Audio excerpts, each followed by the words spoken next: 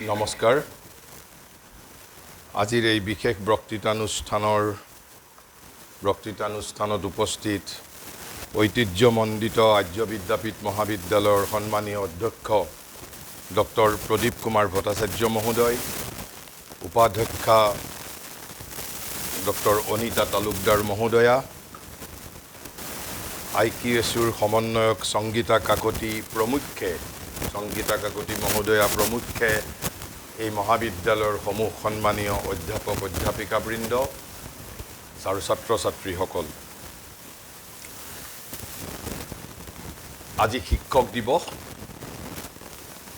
কিন্তু মই ব্যক্তিগতভাৱে মোৰ বাবে 365 দিনেই শিক্ষক দিৱস কিন্তু ভাৰতৰ শিক্ষকসকলে 5 ছেপ্টেম্বৰটো নিৰ্বাচন কৰি লৈছে গতিকে আজি আপোনালোক আটাইকে বিশেষভাৱে শিক্ষক দিৱসৰ আন্তৰিক শ্ৰদ্ধা জ্ঞাপন কৰিছোঁ শুভেচ্ছা জ্ঞাপন কৰিছোঁ কিন্তু আমাৰ বাবে 365 দিনে আমি শিক্ষক দিৱস উদযাপন কৰোঁ কাৰণ গুৰু অবিহনে শিক্ষক অবিহনে আমি কেতিয়াও কোনো কামত সিদ্ধি লাভ কৰিব নোৱাৰোঁ ভাৰতীয় জ্ঞান পৰম্পৰাৰ বিষয়ে ক'বলৈ আহিছোঁ প্ৰথমতেই এই গুৰু সংক্ৰান্তীয় এটা কথাৰে মই আৰম্ভ কৰিব বিচাৰিছোঁ সম্ভৱতঃ মহাভাৰতৰ উদ্যোগ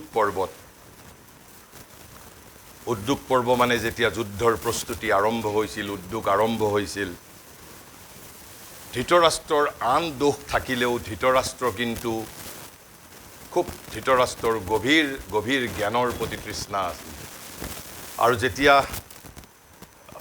যে দুৰ্যোধন আনে যেতিয়া যুদ্ধৰ প্ৰস্তুতি লৈছিল তেওঁ সেই সময়খিনিত মাজে মাজে কিছু ঋষিক মাতি আনি তেওঁ জ্ঞানৰ বিষয়ে সন্ধান কৰিছিল জ্ঞানৰ অন্বেষণ কৰিছিল আৰু মোৰ যিমান দূৰ মনত আছে সম্ভৱতঃ 46 সংখ্যক শ্লোকত উদ্যোগ পৰ্বত তেওঁ এজন ঋষিক সুধিছিল যে যিকোনো সাধনাত সিদ্ধি লাভ কৰাৰ বাবে কি বস্তুৰ প্ৰয়োজন তেতিয়া মহাভাৰতে কৈছে 4টা বস্তুৰ প্ৰয়োজন আৰু এই 4টা বস্তুকেই মই যিজনৰ শিক্ষাৰে শিক্ষিত হৈছোঁ মাটিৰ পৃথিৱীত দিব্য জীৱনৰ স্বপ্নদ্ৰষ্টা মহাযোগী মহাঋষি শ্ৰী তৰবিন্দই তেওঁৰ চিন্থেচিছ অফ যোগা এখন বৃহৎ গ্ৰন্থ যোগ সমন্বয় নামৰ এখন কিতাপত তেওঁ দি 4H সহায় চতুষ্টয় সহায় নামেৰে এটা বৃহৎ অধ্যায়লৈ ৰূপান্তৰিত কৰিছে এই 4টা H যিকোনো সাধনাত সংগীতৰ হওক শিল্পৰ হওক বিজ্ঞানৰ হওক ক্ৰিয়াৰ হওক যিকোনো সাধনাত সিদ্ধি লাভ কৰাৰ বাবে আৰু তেওঁ তাত এই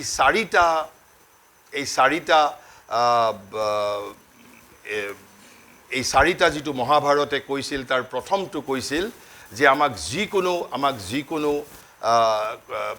যিকোনো এটা সাধনাত সিদ্ধি হোৱাৰ বাবে প্ৰথম প্ৰয়োজন হ'ল আমাক জ্ঞান লাগিব দ্বিতীয়তে কৈছে গুৰু লাগিব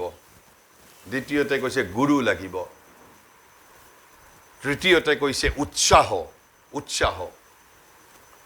আৰু চতুৰ্থটো কৈছে কাল সময়ৰ আগত আপুনি বিচাৰিলেও কেতিয়াও কোনো কাম সিদ্ধ নহয় কাল কাৰো নিয়ন্ত্ৰণত নাই কালক কোনেও নিয়ন্ত্ৰণ কৰিব নোৱাৰে আনকি ভগৱান ৰামচন্দ্ৰ যেতিয়া পৃথিৱীত জন্মগ্ৰহণ কৰিছিল তেওঁ কালৰ নিয়মৰ বান্ধোনত বান্ধ খাই আছিল গতিকে এই 4টাই হ'ল যিকোনো সাধনাত সিদ্ধি লাভ কৰাৰ বাবে কিন্তু ইয়াৰ ভিতৰত যেতিয়া জ্ঞানৰ কথা কৈছে কিন্তু ভাৰতবৰ্ষই যিখন সুপ্ৰিম যিখন বেদ যিখন পৰম জ্ঞানৰ যিখন পুথি সেইখন কিন্তু বিশ্বকোষৰ মাজত থকা বুলি জ্ঞান নকৰে পৰম যিখন আচল বেদ সেইখন কোনো টেক্সট বুকৰ মাজত থকা বুলি বিশ্বাস নকৰে সেইখন বেদ ঋগবেদো নহয় অথৰ্ববেদো নহয় আপোনাৰ যজুৰ্বেদো নহয় সামবেদো নহয় আৰু সেইখন বেদ তেতিয়াহ'লে ক'ত আছে দি বেদ উইদিন ইয়ৰ চেল্ফ কৈছে ভাৰতবৰ্ষই কৈছে পৃথিৱীৰ আন দেশে কোৱা নাই আমি ভাৰতীয় জ্ঞান পৰম্পৰাৰ বিষয়ে কথা পাতিবলৈ লৈছোঁ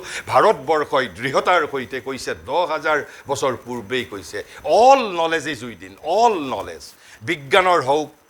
বিজ্ঞানৰ হওক নৃত্যৰ হওক শিল্পৰ হওক সমাজতত্ত্বৰ হওক ৰাজনীতিৰ হওক অৰ্থনীতিৰ হওক সকলো জ্ঞান আমাৰ ভিতৰত আছে যিখন পৰম বেদখন হ'ল আমাৰ ভিতৰত আছে আপোনালোকে হয়তো ক'ব পাৰে যে ভাৰতবৰ্ষই কোৱা কথা আমি কিয় বিশ্বাস কৰিম আধুনিক পৃথিৱী এটো কোৱা নাই আমিতো টেক্সট বুকৰ মাজত জ্ঞান পাইছোঁ আমিতো বিশ্বকোষৰ মাজত জ্ঞান পাইছোঁ সমগ্ৰ পৃথিৱীয়ে বিশ্বাস কৰিছে নে কৰা নাই মই নাজানো এতিয়ালৈকে ইউনেস্কোৱে শিক্ষা বিষয়ক দুখন প্ৰতিবেদন বিগত শতিকাটোত প্ৰকাশ কৰিছে দুখন প্ৰতিবেদন এখন 1972 চনত আৰু এখন 1996 চনত এই দুয়োখন পিছত ইউনেস্কোৱে আৰু এতিয়ালৈকে শিক্ষা বিষয়ক কোনো প্ৰতিবেদন প্ৰকাশিত কৰা নাই আৰু আপোনালোকে এতিয়াও যদি গুগলত সাৰ্চ কৰে এই দুখন প্ৰতিবেদনৰ বিষয়ে জানিব পাৰিব প্ৰথমখনৰ অধ্যক্ষ আছিল এডগাৰ ফাৰ নামৰ এজন ব্যক্তি মই কিয় এডগাৰ ফাৰৰ নামটো কৈছো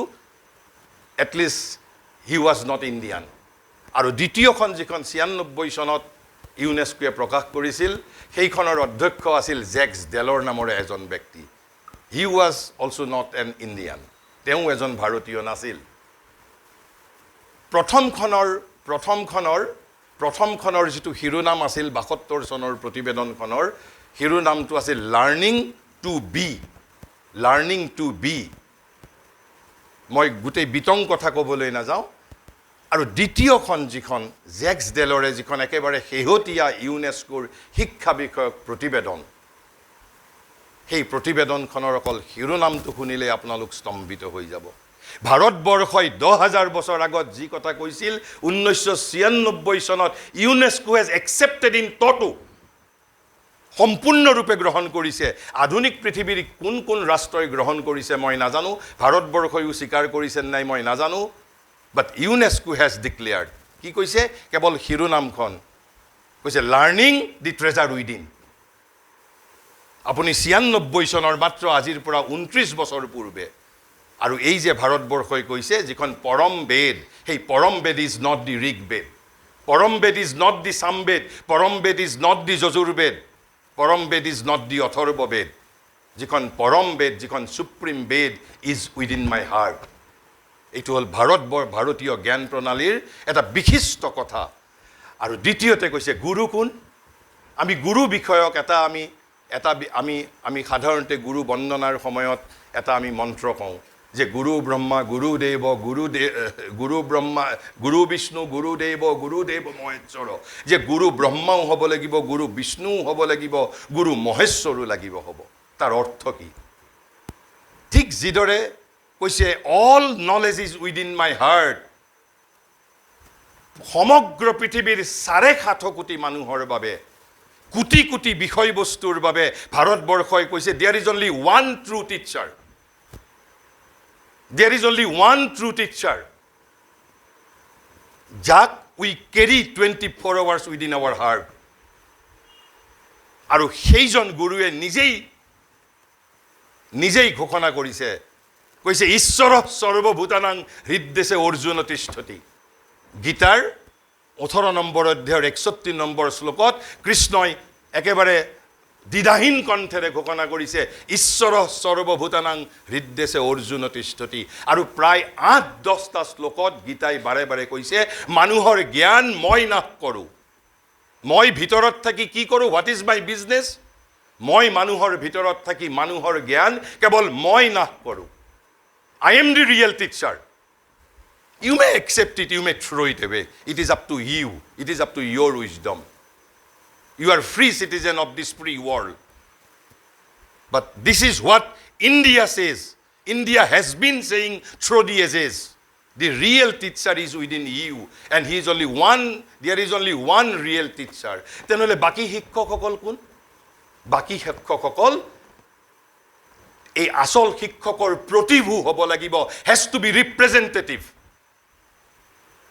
এক্সটাৰ্নেল শিক্ষকৰ ভাৰতবৰ্ষই কয় মাত্ৰ এটাই দায়িত্ব আমি আসল গুৰুৰ সৈতে বিদ্যাৰ্থীক পৰিচিত কৰাই দিয়া যিদিনা আপুনি বিদ্যাৰ্থীক আসল গুৰুৰ সৈতে পৰিচিত কৰাই দিব পাৰিব সিদিনা বিদ্যাৰ্থী আত্মনিৰ্ভৰশীল হ'ব সিদিনা বিদ্যাৰ্থীজন সেলফ এম্পাৱাৰ্ড হ'ব এয়া ভাৰতীয় শিক্ষা বিজ্ঞানৰ দ্বিতীয়টো তত্ত্ব যে বাহ্য শিক্ষকৰ একমাত্ৰ কাম হ'ল আসল শিক্ষকৰ সৈতে বিদ্যাৰ্থীক পৰিচিত কৰাই দিয়া আপোনালোক হয়তো আচৰিত হৈছে তেনেহ'লে আমি নিশিকাওঁ নেকি মোক আপোনালোকে এটা প্ৰশ্নৰ উত্তৰ দিয়ক Ekolobya was refused by his Guru Dronacharya, yet Ekolobya became a great archer, rather greater than Arjuna. Who trained up Eklavya একলব্যক কোনে শিকাইছিল সেই প্ৰশ্নৰো উত্তৰ আমাক আধুনিক শিক্ষা বিজ্ঞানে দিব পাৰিবই লাগিব I was a student of accountancy মই হিসাব বিজ্ঞানৰ ছাত্ৰ আছিলোঁ and I was taught accountancy in Guwahati Commerce College by my esteemed teacher কিন্তু আজি কিন্তু মোৰ হিসাব বিজ্ঞানৰ সৈতে মোৰ জীৱনৰ মোৰ ব্যক্তি হিচাপে মোৰ জীৱনৰ সৈতে কোনো সম্বন্ধই নাই আজি যিবোৰ বিষয়বস্তু মোৰ জীৱনৰ লগত বিজড়িত almost inseparable part of my life সেই বিষয়বোৰ মোক কোনে শিকাইছে তেনেহলে তৃতীয়টো যেটো মূল উপাদান যিকোনো সাধনাত সিদ্ধি হোৱাৰ বাবে কি উৎসাহ ভাৰতবৰ্ষই কৈছে উৎসাহ আমি ছাত্ৰ ছাত্ৰীক দিব পৰা বস্তু কেৱল মাত্ৰ এটাই উৎসাহ আৰু সেইভাবে বৰ্তমান সময়ত শিক্ষকসকলক এতিয়া কি বুলি কোৱা হয় you are not teacher but you are facilitator you are to facilitate you are to remove the obstruction on the path কেৱল মাত্ৰ আমি বাধাসমূহে আঁতৰ কৰিব লাগে কাৰণ আমি টেক্সটবুকৰ পৰা বস্তু loading process of information from outside but understanding is from always within so education is not an outside inside process education is always an inside outside process knowledge is not to be acquired from outside knowledge is to be evoked from within এয়া হল ভাৰতীয় জ্ঞান প্ৰণালীৰ দ্বিতীয়টো সত্য তৃতীয়টো সত্য কৈছে যে উৎসাহ আমি ছাত্ৰ ছাত্ৰীক আৰু শ্ৰী অৰবিন্দই তেওঁৰ সিনথেসিস অফ যোগত এই উৎসাহ শব্দটো উৎসাহ বুলিয়েই ৰাখিছে তাক কোনো ইংৰাজী because উৎসাহ is a word which is non translatable word ভাৰতত বহুত তেনে ধৰণৰ অনুবাদ কৰিব নোৱাৰা শব্দ আছে যেনে শ্ৰদ্ধা কি কয় যেনে শ্ৰদ্ধা ঠিক সেই ধৰণত আৰু বহু শব্দ আছে যিবোৰ আমি ইংৰাজী ভাষালৈ অনুবাদ কৰিব নোৱাৰো যদিও বলপূৰ্বকভাৱে আমি কৰো কিন্তু মই সাধাৰণভাৱে এইখিনি কথা মোৰ বিষয়বস্তুৰ পৰা অলপ যদিও পৃথক আজি যেহেতু শিক্ষক দিবস মহাভাৰতৰ কথা আৰু এই কথাখিনিকে শ্ৰী অৰবিন্দই তেওঁৰ সিনথেসিস অফ যোগত দি 4 H's কিন্তু ইয়াৰে কেৱল এইখিনিই কথা নহয় শিক্ষকৰ দায়িত্ব কি কৰ্তব্য কি সেই আসল শিক্ষকৰ সৈতে কি ধৰণে বাহ্য শিক্ষকে পৰিচিত কৰাই দিব বিন এটা বৃহৎ অধ্যায় আমি এতিয়া আমাৰ আজিৰ বিষয়বস্তুটোলৈ আহিছো যে ভাৰতীয় জ্ঞান পৰম্পৰা আমি তাৰ এটা পৰিচয় জ্ঞাপক ধাৰণা introductory idea দিব বিচাৰিছো আৰু ভাৰতৰ 5টা যুগৰ বিষয়ে আমি জানিব বিচাৰিছো এফালে আমি ভাৰতীয় জ্ঞান পৰম্পৰাৰ কথা ক'বলৈ গৈছো আৰু আনফালে দিয়া আপাত দৃষ্টিত ইতিহাসৰ কথা ক'বলৈ গৈছো অলপ দেখাত যেন কথাটোৰ মাজত সামঞ্জস্য নাই এফালে ভাৰতীয় জ্ঞান পৰম্পৰা আৰু আনফালে আমি ভাৰতৰ ইতিহাসৰ বিষয়ে ক'বলৈ গৈছো আৰু সেইভাবে পুনতেই মই যে ভাৰতীয় জ্ঞান পৰম্পৰা মানে কি তাৰ সংজ্ঞা কি হ'ব because this is an evolving subject it is still being evolved আমি এই শব্দটো শুনিছো বিগত প্ৰায় 1 দশকৰ পৰা এই যে আইকিএস শব্দটো বিগত 1 দশকৰ পৰা শুনিবলৈ লৈছো আইকিএস অৰ্থাৎ ইণ্ডিয়ান নলেজ সিস্টেম এই তিনিটা শব্দ কিন্তু যদিও বিবেকানন্দ শ্ৰী অৰবিন্দ ইত্যাদিয়ে ইণ্ডিয়ান নলেজ শব্দটো বহু শতিকা পূৰ্বেই তেওঁলোকে ব্যৱহাৰ কৰিছে ইণ্ডিয়ান নলেজ কিন্তু একেবাৰে ইণ্ডিয়ান নলেজ সিস্টেম আইকিএস এই শব্দটো আমি we have been hearing over 1 decade only আমি মাত্ৰ 1 দশক জুৰিহে আমি এই বাক্যাংশটো শুনিবলৈ পাইছো তাৰ আগত এটা বেলেগ আমি শব্দ এটা শুনিছিলো সেই শব্দটো কি আছিল ইণ্ডোলজি তেনেহলে ইণ্ডোলজি আৰু আইকিএস একে বস্তু নেকি নে পৃথক বস্তু ইহত দুটাৰ মাজত কিবা মৌলিক পাৰ্থক্য আছে নেকি আমি এতিয়া যেটো শব্দ ভাৰতবৰ্ষত বিগত 1 দশকৰ পৰা আৰু এইটো এটা মাত্ৰা লাভ কৰিছে কেতিয়াৰ পৰা 2020 চনৰ নতুন শিক্ষা নীতি প্ৰৱৰ্তিত হোৱাৰ পিছত এই আইকিএস এই ফ্ৰেজটোৱে এটা নতুন মাত্ৰা লাভ কৰিছে কিন্তু তাৰ আগলৈকে আমি ইণ্ডোলজি শব্দটো শুনিছিলো ভাৰত তত্ত্ব আমি ভাৰত তত্ত্বৰ সৈতে তাৰ কি সম্পৰ্ক তাৰ কি পাৰ্থক্য সেই বিষয়ে আমি কম কিন্তু প্ৰথমতে let us define first what is meant by the phrase IKS exact definition মই কৈছো যে as it is an evolving subject it could define variously by various authors একেবাৰে সম্ভাৱনা আছে যিকোনো ভিন্ন ভিন্ন ব্যক্তিয়ে ভিন ভিন ব্যক্তিয়ে IKS এই বাক্যাংশটোক ভিন ভিন ধৰণে তাৰ সংজ্ঞা প্ৰদান কৰিব পাৰে কিন্তু মোক বিশেষকৈ এটা এশাৰী বাক্যৰ এটা সূত্ৰ এটা সংজ্ঞাই মোক মুগ্ধ কৰিছে has fascinated me and in my opinion though it is the shortest definition in my opinion it is the most comprehensive definition of IKS মোৰ মতে মোক অন্তত মুগ্ধ কৰিছে আৰু এই ডেফিনেশ্যনটো দিছে তিনিজন লেখকে in a recently published book IKS concept and application শীৰ্ষক এখন কিতাপত তিনিজন লেখকে বি মহাদেৱন বিনায়ক ৰজত ভাট আৰু নাগেন্দ্ৰ পাবনা আৰেন এই তিনিজন লেখকে যুটীয়াভাৱে মাত্ৰ এশাৰী বাক্যৰ এটা সংজ্ঞা প্ৰদান কৰিছে IKSৰ and that has fascinated me মোক একেবাৰে মুগ্ধ কৰিছে and in my opinion it is the most comprehensive definition IKSৰ একেবাৰে সামগ্ৰিক এটা মই সংজ্ঞা বুলি মই নিজে পতিয়ন গৈছো তেওঁলোকে কৈছে what is IKS কৈছে IKS is a generic phrase এটা শ্ৰেণীগত এটা বাক্যাংশ শ্ৰেণীগত IKS is a generic phrase that covers practically everything about India কিন্তু আপোনালোকৰ মনত এটা সন্দেহ উত্থাপিত হৈছে by IKS we know Indian knowledge system tenhole how practically everything about India could be regarded or should be regarded as India's knowledge system eta স্বাভাৱিক ভাবে এই প্ৰশ্নটো আমাৰ মনত উত্থাপিত হ'ব পাৰে কাৰণ ইয়াৰ ডেফিনেশ্যন টোত কৈছে that covers practically everything about India তেতিয়া আমাৰ উত্তৰটো হ'ল why practically everything about India should be regarded as India's knowledge system because everything associated with India is also associated with a knowledge everything associated with India is also associated with a knowledge প্ৰমাণ কিতাৰ প্ৰমাণ মই আপোনালোকৰ আগত দুটা প্ৰমাণ দিবলৈ গৈছো কেৱল মাত্ৰ দুটা প্ৰমাণ আৰু এইখিনিতে আপোনালোকে যিসকল গৱেষক ছাত্ৰ ছাত্ৰী আছে তেওঁলোকে গৱেষণা কৰাৰ বাবেও এটা তাৰ মাজত সমল বিচাৰি পাব আমি সাধাৰণতে ভাৰতবৰ্ষৰ কোনোবাই কেতিয়াবা হাঁহিয়াতৰ পাত্ৰ কৰে যে আমাৰ দেশত হেনো 12টা মাহত 13টা উৎসৱ কেৱল 13টাই নহয় it could be 13,000 even it could be 13 crores যদি 130 কোটিও যদি হয় আজিৰ দিনটোতে যদি সমগ্ৰ ভাৰতবৰ্ষত যদি 5000ও যদি উৎসৱ যদি চলি আছে তাত আশ্চৰ্য হ'ব লগা একো নাই আমেৰিকা আশ্চৰ্যচকিত হ'ব পাৰে জাৰ্মান আশ্চৰ্যচকিত হ'ব পাৰে কিন্তু আমি ভাৰতবৰ্ষৰ মানুহ আশ্চৰ্যচকিত নহওঁ আমি 12টা মাহত আমি হাজাৰ হাজাৰ উৎসৱ পালন কৰিব পাৰোঁ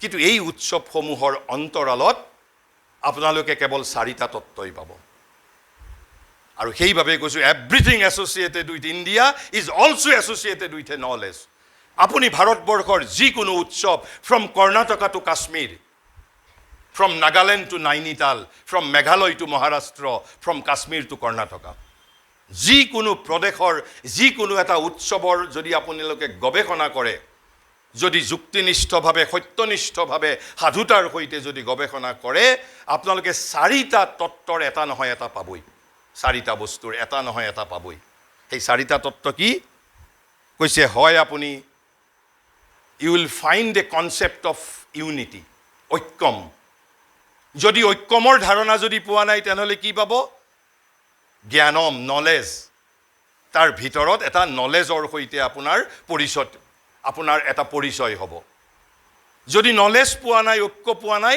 তেনেহলে সেই ফেষ্টিভেলটো হ'ব পাৰে এম্বডিমেন্ট অফ পাৱাৰ সামৰ্থ্যম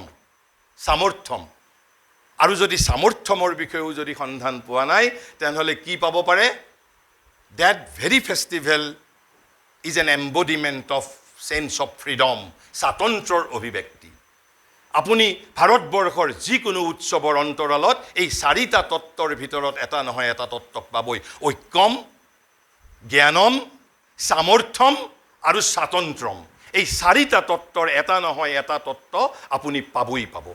ক'ৰবাত হয়তো চাৰিটাকে গুৰুত্ব দিছে, ক'ৰবাত দুটাক গুৰুত্ব দিছে, ক'ৰবাত এটাক গুৰুত্ব দিছে, কিন্তু এই চাৰিটা তত্ত্বৰ এটা নহয় এটা তত্ত্বক আপুনি ভাৰতবৰ্ষৰ প্ৰতিটো উৎসৱৰ অন্তৰালত আপুনি পাবই। আৰু সেইবাবে এই তিনিজন লেখকে সম্ভৱতঃ কৈছে যে IKS is a generic phrase that practically covers everything about India. তাৰপিছত মই আন এটা আপোনালোকৰ এটা পৰম্পৰালৈকে মই দৃষ্টি আকৰ্ষণ কৰিব বিচাৰিছোঁ। অলপমান বস্তুটো আধুনিক নাৰীবাদৰ লগত জড়িত। আধুনিক নাৰীবাদে বিশেষকৈ ভাৰতীয় একাংশ নাৰীক প্ৰৰোচিত কৰিবলৈ যত্ন কৰে, and they have their full right. মই কাৰো স্বাধীনতাত মই হস্তক্ষেপ নকৰোঁ, মই কাৰো স্বাধীনতাত হস্তক্ষেপ নকৰোঁ। আৰু মই ইয়াত যিটো কথা কম সেই কথা আপোনালোকে মানিব লাগিব বুলিও তাৰ কোনো কাৰণ নাই। Because this is a free world, you can accept it, you can well throw' it away, it's up to your wisdom.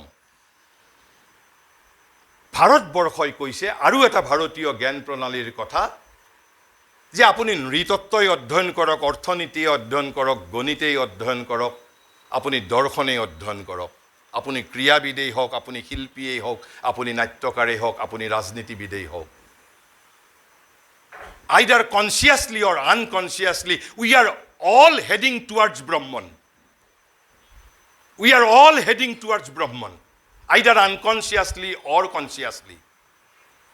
You may accept it, you may reject it. It is up to your wisdom. তেনেহ'লে মানৱ জীৱনৰ যিটো লক্ষ্যটো কি কৈছে, মানৱ জীৱনৰ যিটো আমাৰ যিটো পৰিক্ৰমা বা যিটো অভিযাত্ৰা, নৰ হৈ আমাৰ জন্ম আৰম্ভ। আচলতে নৰ হৈও জন্ম নহয়, তন্ত্ৰই কৈছে প্ৰথমতে আমি পশু মানৱ হিচাপে জন্মগ্ৰহণ কৰোঁ, পশু মানৱৰ পিছত এদিন আমি বীৰ মানৱলৈ ৰূপান্তৰিত হওঁ, আৰু বীৰ মানৱৰ পিছত এদিন আমি দেৱ মানৱলৈ ৰূপান্তৰিত হওঁ। সেইখিনি কথাকেই আপুনি আধুনিক ভাষাৰে যদি মই কওঁ, মই নৰ হিচাপে জন্মগ্ৰহণ কৰিছোঁ, one day I will become নৰোত্তম। পাশ্চাত্যৰ জ্ঞান প্ৰণালীৰ সীমা কেৱল মাত্ৰ বিকামিং নৰোত্তম। ভাৰতবৰ্ষৰ বাবে কিন্তু নৰোত্তম হোৱাটো লক্ষ্য নহয়। আপোনালোক আশ্চৰ্যচকিত হৈছে, নৰোত্তম হোৱাটো লক্ষ্য নহয়, তেনেহ'লে কি পাৰে হ'ব?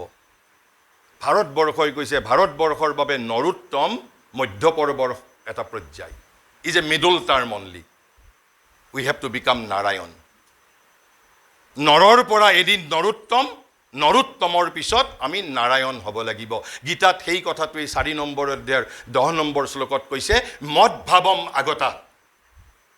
শ্ৰীকৃষ্ণই কৈছে মই কিয় পৃথিৱীলৈ আহিছোঁ, পৃথিৱীৰ মানুহক দৃষ্টান্ত হিচাপে, মই নিজক আইডিয়েল হিচাপে মই নিজক প্ৰেজেণ্ট কৰিবৰ বাবে কেনেকৈ মানুহ নৰৰ পৰা নৰোত্তম হ'ব পাৰে, নৰোত্তমৰ পৰা নাৰায়ণলৈ উদ্বৰ্তিত হ'ব পাৰে। Right now what I am portion eternal of Krishna, মম এব অংশ সনাতন।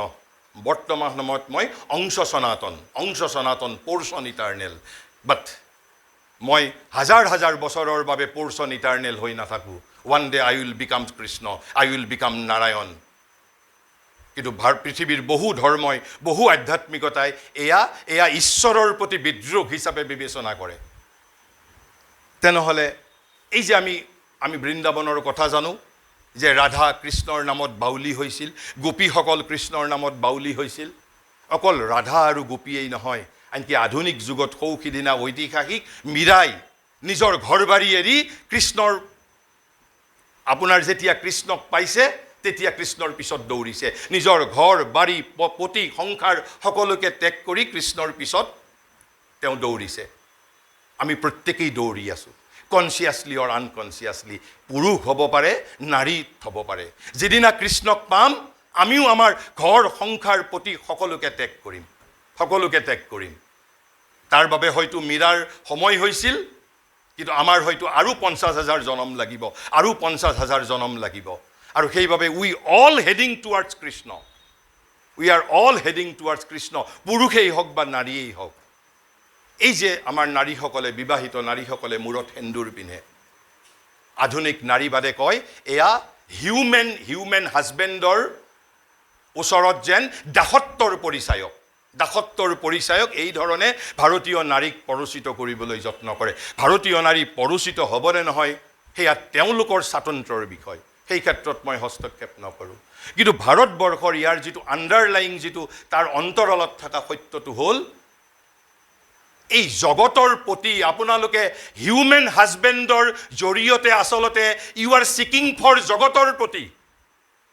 এই যে ভাৰতবৰ্ষত হাজবেণ্ডক পতি বুলি কোৱা হয়, আপোনালোকৰ গ'ল কিন্তু is not the human husband. Through human husband এটা চিম্বলিকেলি এটা প্ৰেজেণ্ট কৰা হৈছে, you are also' after Krishna. Not only Radha, not only gopis, not only 16,000 gopis, you all are after Krishna. পুৰুষেই হওক নাৰীয়েই হওক।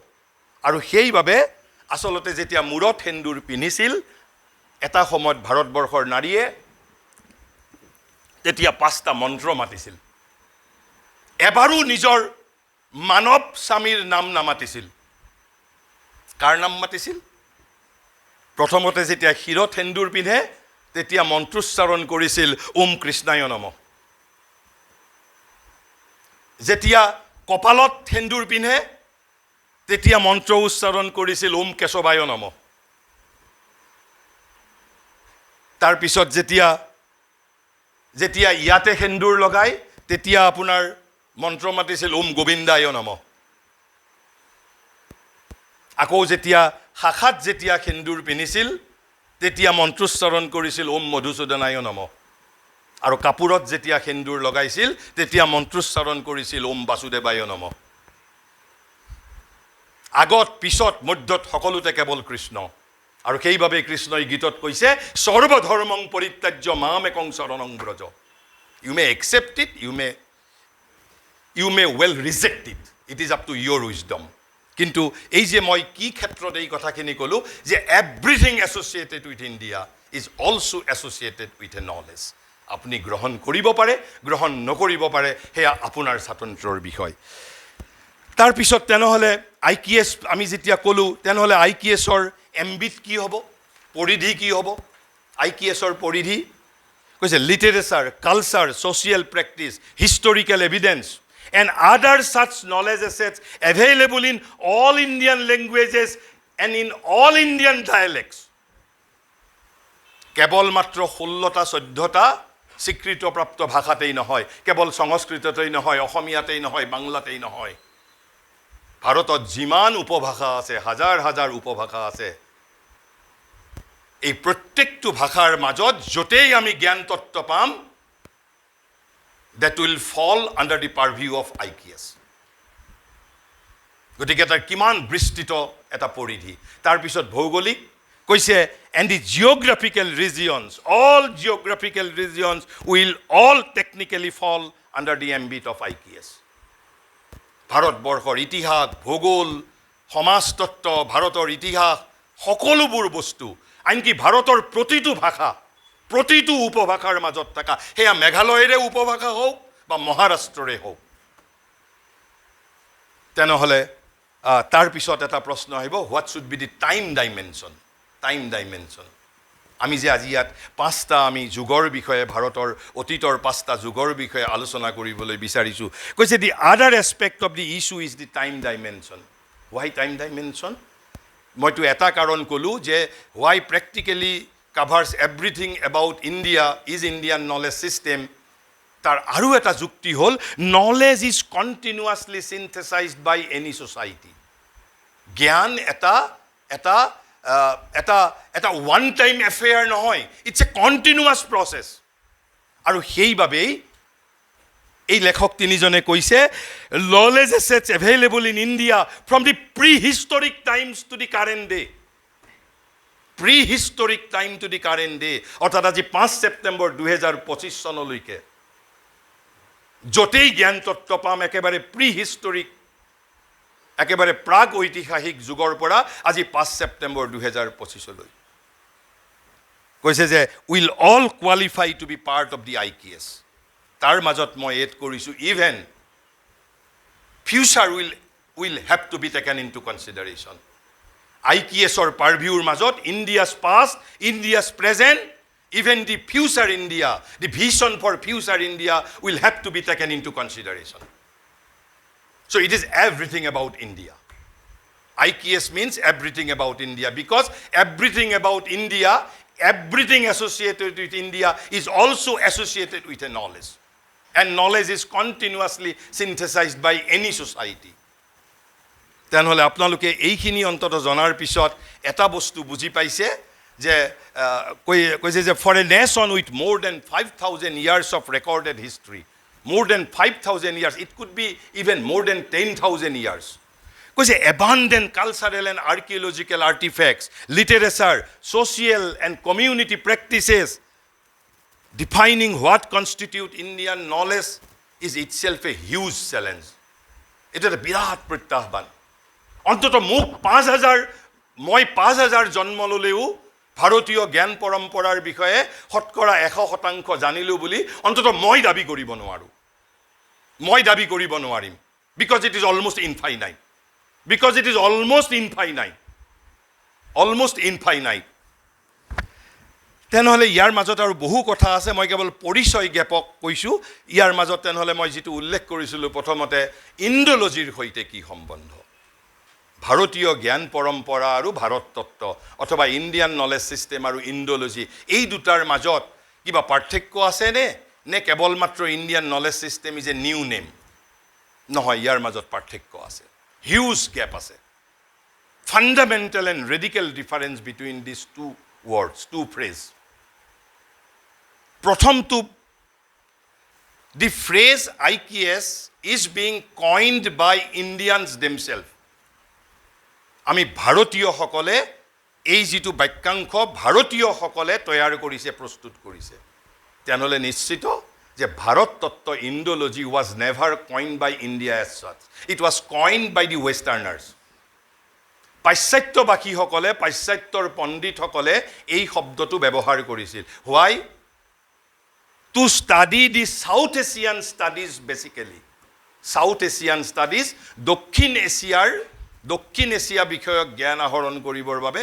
আৰু দক্ষিণ এছিয়া বুলি ক'লে মূলত এক প্ৰকাৰ আমি যিটো অখণ্ড ভাৰতবৰ্ষ বুলি কওঁ, সেই অখণ্ড ভাৰতবৰ্ষই আছিল। কিন্তু আধুনিক যুগত গতিকে যিহেতু চাউথ এছিয়া বুলি কোৱা হয়, so' Indology is not directly everything about India. Everything about India, it is confined to South Asian studies, while IKS covers practically everything about India. It will দুটা পাৰ্থক্য, এটা হ'ল coined by Indians themselves, Indology coined by Westerners. দ্বিতীয় পাৰ্থক্যটো হ'ল IKS practically covers everything about India, কিন্তু Indology is confined to South Asian studies. আৰু South Asian ষ্টাডিজৰ ভিতৰতহে ভাৰতৰ বিষয়ে জ্ঞানটো one of the elements, one of the, এটাহে কেৱল মাত্ৰ উপাদান। 3 নম্বৰ পাৰ্থক্য,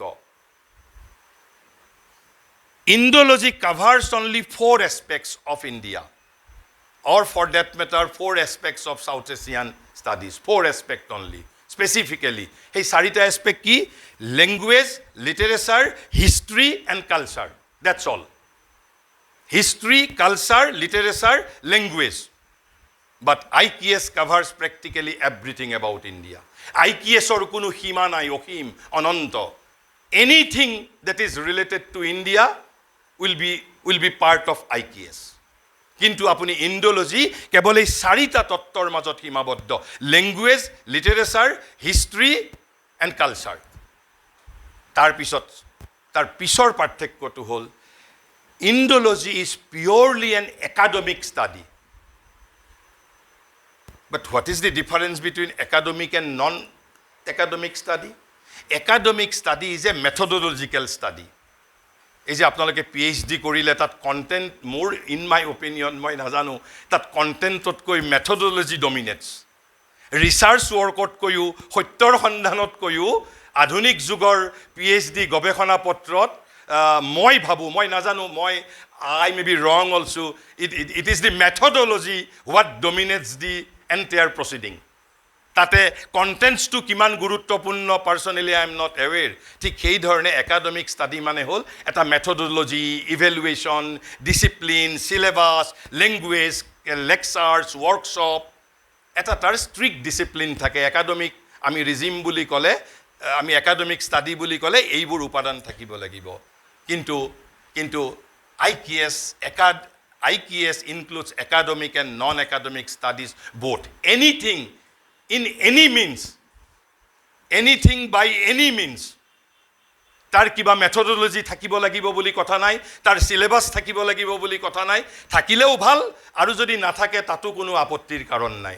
আৰু সেইবাবে এইটো NEP-য়ে ভাৰতবৰ্ষত সেইবাবে IQS-ৰ বাবে বিশেষকৈ প্ৰেক্টিশ্যনাৰক এপইণ্টমেণ্ট কৰিবলৈ দিছে। প্ৰেক্টিশ্যনাৰ, তেওঁলোক একাডেমিচিয়ান হোৱাতকৈ they have to B practitioner, সেই কথাটোকে বেছি উৎসাহিত কৰিছে। গতিকে মূলত ইণ্ডোলজি আৰু IQS-ৰ মাজত পাৰ্থক্য এটা আমি সাধাৰণভাৱে ক'লোঁ। কিন্তু ইয়াতে ধৰক ইণ্ডিয়ান আৰু নলেজ এই বিষয়ে ক'বলৈ গ'লে মই কৈছোঁ ইনফাইনাইট ষ্টাডি। মই যিহেতু ইণ্ট্ৰডাক্টৰী এটা কেৱল পৰিচয় জ্ঞাপক বুলি মই কৈছোঁ, গতিকে আমি এইখিনি যিখিনি ধাৰণা এটা সাধাৰণভাৱে আমি পৰিচয় জ্ঞাপক আমি ভাৰতীয় জ্ঞান পৰম্পৰাৰ বিষয়ে সাধাৰণভাৱে উত্থাপন কৰিলোঁ। কিন্তু হেভিং ছেইড দিছ মই ক'ব লাগিব arguably IQS can evoke different meanings to different stakeholders. Why? Because it is still being evolved. কাৰণ আমি মাত্ৰ এইটো 1 দশক পুৰণি এটা বিষয়বস্তু আমি 1 দশকৰ পৰা শুনি আহিছোঁ। কেৱল এই 3জন লেখকে কোৱা সংজ্ঞাটোৱেই যে সৰ্বগ্ৰহণযোগ্য এটা সংজ্ঞা হ'বনে নহ'ব সেইটো মই এতিয়াই মই দি ক'ব নোৱাৰোঁ। কিন্তু লগত আৰু এটা কথা মই আপোনালোকৰ দৃষ্টি আকৰ্ষণ কৰিব বিচাৰিছোঁ। বিশেষকৈ মই বিভিন্ন বিশ্ববিদ্যালয় মহাবিদ্যালয়ত IQS বিষয়ক ছেমিনাৰ ৱৰ্কশ্বপ ইত্যাদিত যাওঁতে মোৰ এটা কথা দৃষ্টিগোচৰ হৈছে, বহুতে IQS-টোক বহুতে মানে ক'বলৈ গ'লে আমাৰ শৈক্ষিক জগতৰ মাজত থকা এটা বিশেষ তত্ত্বই এই IQS ফ্ৰেজটোক তেওঁলোকে ক'ব বিচাৰে it's not Indian knowledge system, rather it is indigenous knowledge system. তেওঁলোকে ক'ব বিচাৰে it is traditional knowledge system. And in my opinion it is part of their conspiracy. Why conspiracy? মই কৈছোঁ যেতিয়া আমি ক'লোঁ যে IQS-ৰ এম্বিটৰ মাজত ভাৰতৰ প্ৰতিটো উপভাষাত পোৱা জ্ঞান তত্ত্বক আমি গ্ৰহণ কৰিম, প্ৰতিটো অঞ্চলত পোৱা জ্ঞান তত্ত্বক আমি গ্ৰহণ কৰিম। ভাৰতৰ অতীত বৰ্তমান ভৱিষ্যত তিনিওটাই IQS-ৰ টাইম ডাইমেনশ্যনৰ মাজত অন্তৰ্ভুক্ত হ'ব। তেনে ক্ষেত্ৰত indigenous knowledge and traditional knowledge R inseparable part of Indian knowledge system, are inseparable part of Indian knowledge system, but that does not mean IQS is indigenous knowledge system. IQS means Indian knowledge system, mainstream Indian knowledge system. We want to substitute Western knowledge system in certain field. We want to replace Western knowledge system. Indian knowledge system means India's mainstream knowledge system. And indigenous knowledge system and traditional knowledge systems are integral and inseparable part of Indian knowledge system.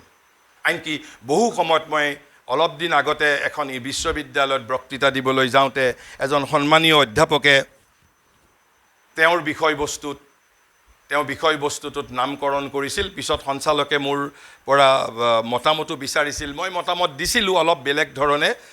তেওঁ অধ্যাপকজন গণিতৰ মানুহ। তেওঁ প্ৰমাণ কৰিছে যে পৃথিৱীত knowledge বুলি কোনো বস্তু নাই, ইটছ অল ইণ্টাৰপ্ৰিটেশ্যন। তাত একেবাৰে 95% তেওঁ ভাৰতৰ বাহিৰৰ মনীষীৰ উদ্ধৃতি দি তেওঁ প্ৰমাণ কৰিবলৈ যত্ন কৰিছে there is nothing like knowledge in world. তেনেহ'লে কি all are interpretation, all are belief system. These are nothing but belief system. Even কৈছে scientific knowledge are also' not knowledge, they are also' interpretation only. মই তাতে এটা ষড়যন্ত্ৰ দেখিবলৈ পাইছোঁ।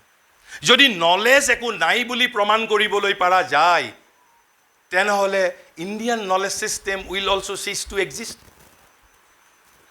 আৰু সেইবাবে মই তেতিয়া মোক সঞ্চালিকাই যেতিয়া মোৰ পৰা এটা মন্তব্য বিচাৰিছিল, মই কৈছোঁ, তেখেতে কৈছে ইট ইজ হিজ ফ্ৰীডম, কিন্তু but in the profounder Indian sense of the word jnana, knowledge is a concrete thing. Knowledge is not mere interpretation. Interpretation is maybe a process maybe a process at arriving এটা process হ'ব পাৰে আমি জ্ঞানত উপনীত হোৱাৰ বাবে it could be a process কিন্তু knowledge is a concrete thing কিন্তু তেওঁ প্ৰমাণ কৰিবলৈ গৈছে যে knowledge বুলি পৃথিৱীত কোনো বস্তু নাই all interpretation all belief system আৰু সেই ধৰণৰ কথাৰ প্ৰতি মই কেৱল আপোনালোকৰ দৃষ্টি আকৰ্ষণ কৰিছো কিন্তু আমি যেটো জানো যেটো পঢ়িছো বুজিছো শিকিছো IKS means Indian knowledge system and indigenous knowledge system traditional knowledge system are all part of Indian knowledge system তেতিয়া হলে আমি আহিছো যেটো আমি পাঁচটা যুগৰ বিষয়ে আলোচনা কৰিব বিচাৰিছো আৰু এই পাঁচটা যুগৰ বিষয়ে আমি এইভাবে আলোচনা কৰিবলৈ বিচাৰিছো এই পাঁচটা যুগৰ ভিতৰতেই আমি ভাৰতীয় জ্ঞান প্ৰণালীৰ বিষয়েও বহু কথা জানিব পাৰিম অৰ্থাৎ ভাৰতীয় জ্ঞান প্ৰণালীৰ মিছন কি আছিল ভিজন কি আছিল পাৰপাস কি আছিল এইম কি আছিল কিন্তু তাৰ আগতে মই ইয়াত যিসকল সমাজতত্ত্বৰ অধ্যাপক অধ্যাপিকা আছে ইতিহাস বিভাগৰ যিসকল অধ্যাপক অধ্যাপিকা আছে let me slightly antagonize them মই অলপ তেওঁলোকক অলপ বিৰক্ত কৰিব বিচাৰিছো যদি মই এই ধৰণে কওঁ যে sociology does not help us sociology does not help us why for it only gives us the general story of the past and external conditions under which communities have survived tar bahire amak sociology ekku nidiye sociology ki diye je sociology does not help us for it only gives us the general story of the past and the external conditions under which communities have survived external conditions tar pisot itihas যে history teaches us nothing এটা অদ্ভুত কথা হয়নে বাৰু পৃথিৱীত ইতিহাসে আমাক জ্ঞান দিয়ে বুলি কওঁ আৰু ইয়াত কোনোবা ননসেন্সে কৈছে যে history teaches us nothing কৈছে it is a confused torrent of events it is a confused torrent of events and personalities আৰু তাৰ পিছত এটা তেওঁ উপমা ব্যৱহাৰ কৰিছে সিমাইল কৈছে or a kaleidoscope of changing institutions kaleidoscope এটা toy এটা tube যাৰ দ্বাৰা আমি চেঞ্জিং প্যাটাৰ্নবোৰ দেখিবলৈ পাওঁ তাত মিৰৰ থাকে আৰু বস্তু থাকে কৈছে যে history is nothing but A kaleidoscope অৱশ্যে ইমান ডাঙৰ কথা কোৱা মোৰ সাহস নাই it was uttered by none other than Maharishi Shri Arvind তেওঁ কৈছে যে sociology does not help us for it only gives us the general story of the past and the external conditions under which communities have survived history teaches us nothing it is a confused torrent of events and personalities or a kaleidoscope of changing institutions কিয় তাৰ কাৰণ কৈছে তেওঁ we do not seize the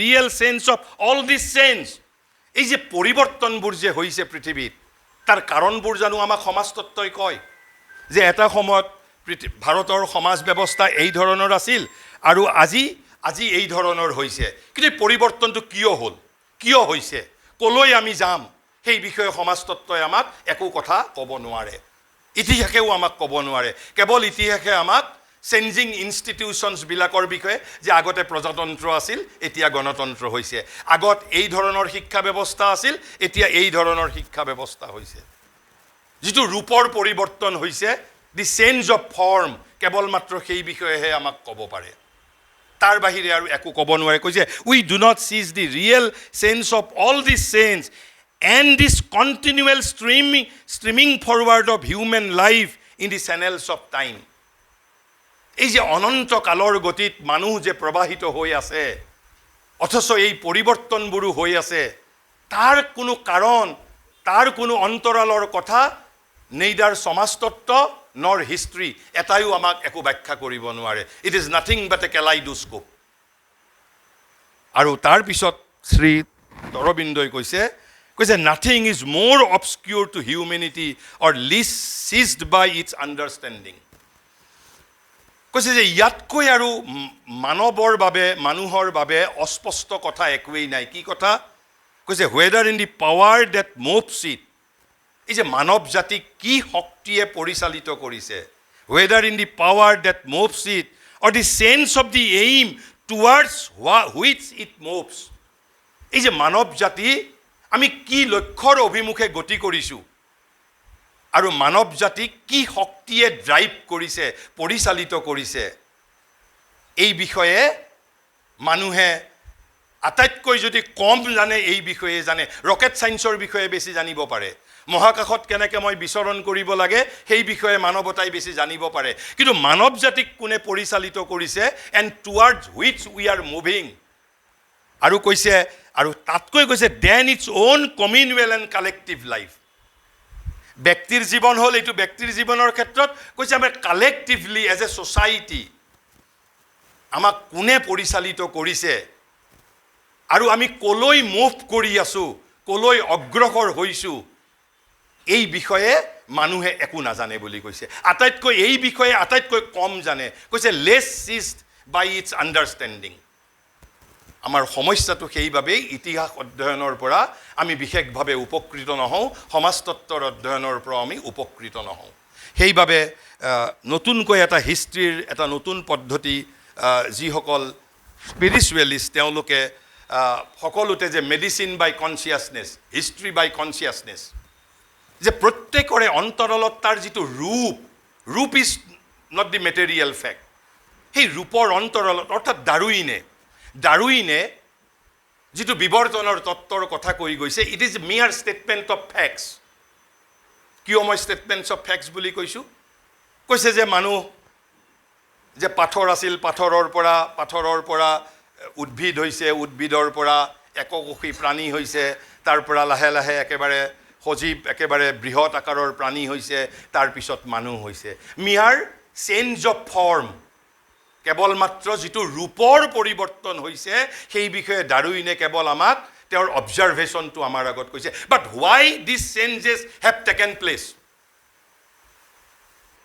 কিয়ই বা পাথৰ উদ্ভিদলৈ ৰূপান্তৰিত হ'ল, উদ্ভিদ কিয়ই বা সজীৱ প্ৰাণীলৈ ৰূপান্তৰিত হ'ল, আৰু এই সজীৱ প্ৰাণীৰ পিছত মানুহৰেই বা কিয় সৃষ্টি হ'ল, আৰু মানুহৰ পিছত কি বিৱৰ্তন শেষ হৈ গ'ল নে মানুহৰ পিছতো মানুহতকৈ উচ্চ স্তৰৰ কিবা ফৰ্ম ইয়াতে ইভলভ হ'ব, আৰু যদি হয় কিয় হ'ব? মিয়াৰ ষ্টেটমেণ্ট অফ ফেক্টছ, তাৰ কাৰণবোৰ ক'ব নোৱাৰে। আৰু সেইবাবে ইয়াত যিটো হিষ্ট্ৰী বাই কনচিয়াছনেছ, তাৰ জৰিয়তে প্ৰয়াস কৰা হয় যে যিবোৰ ৰূপৰ অন্তৰালত কি আছে, যে প্ৰজাতন্ত্ৰৰ পৰা গণতন্ত্ৰ হৈছে এটা ৰূপৰ পৰিৱৰ্তন, কিন্তু প্ৰজাতন্ত্ৰৰ পৰা গণতন্ত্ৰলৈ অহাৰ কাৰণটো কি, কিয় আহিল, তাৰ অন্তৰালৰ চেতনাটো কি, কনচিয়াছনেছটো কি, ঠিক আমি সেই ধৰণেই 5টা যুগৰ বিষয়ে আমি আলোচনা কৰিব বিচাৰিছোঁ। শ্ৰী অৰবিন্দই কৈছে ভাৰতৰ আদি যুগ উদ্ভাসিত অধ্যাত্মৰ আৱিষ্কাৰত। অধ্যাত্মৰ আৱিষ্কাৰ মানে কি আমি ক'ম, কৈছে মধ্যযুগত সমাপ্ত হ'ল ধৰ্মৰ আৱিষ্কাৰ। এষাৰী বাক্যতেই সমগ্ৰ ভাৰতবৰ্ষৰ কথা কৈছে তেওঁ। কৈছে ভাৰতৰ আদি যুগ উদ্ভাসিত অধ্যাত্মৰ আৱিষ্কাৰত মধ্যযুগত সমাপ্ত হ'ল ধৰ্মৰ আৱিষ্কাৰ। তৃতীয় তথা অন্তিম যুগত শাস্ত্ৰই গঢ়ি তুলিলে প্ৰয়োগৰ প্ৰাথমিক পুংখানুপুংখ আৰু বহুল তথা জটিল বিধি বিধান। অৰ্থাৎ তেনেহ'লে তেওঁ এটা শাস্ত্ৰৰ যুগ, এটা ধৰ্মৰ যুগ আৰু এটা অধ্যাত্মৰ ডিস্কভাৰী অফ স্পিৰিট বুলি কৈছে। কিন্তু তাৰপিছত আকৌ কৈছে সেই বুলি কিন্তু এই ত্ৰিধাৰা পৰস্পৰৰ পৰা একান্তভাৱে কেতিয়াও পৃথক তথা বিচ্ছিন্ন হৈ থকা নাছিল। তিনিওটা উপাদান প্ৰতিটো যুগতে বিদ্যমান আছিল।